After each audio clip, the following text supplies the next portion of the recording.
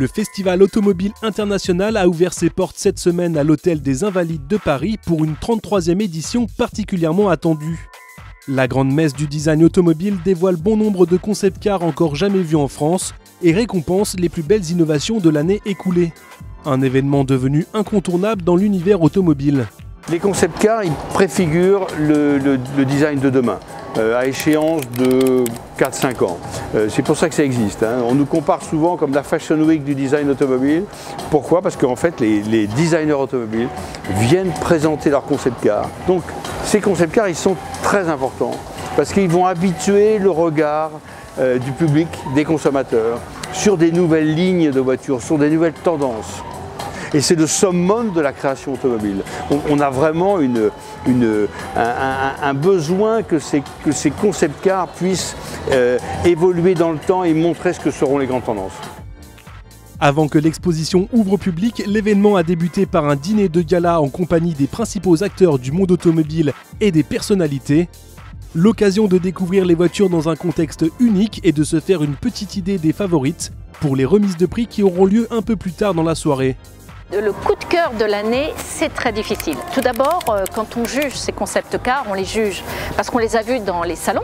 On les a donc déjà présélectionnés avant d'en faire une sélection finale. Je dirais que mon coup de cœur, sur le papier, j'aimais beaucoup le coupé Mazda, mais j'ai découvert avec beaucoup de plaisir la Maybach, qui est quand même assez impressionnante par sa taille, par sa présence. En fin de compte, c'est très difficile. Et nous avons ce soir une voiture exceptionnelle et que je trouve remarquable, qui est la Lamborghini Terzio Milano. Ce soir, c'est vraiment la célébration de la passion automobile.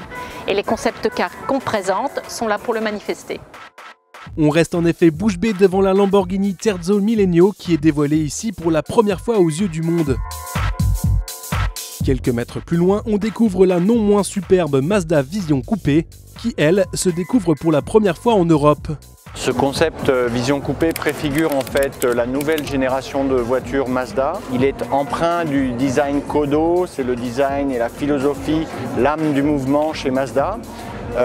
Et tout le travail qui a été fait sur cette voiture, particulièrement sur les flancs, vise à avoir vraiment une réflexion entre l'environnement de la voiture et la voiture elle-même, de manière à ce qu'on ait ce jeu de reflets, d'ombre et de lumière sur les flancs, sur le capot du véhicule.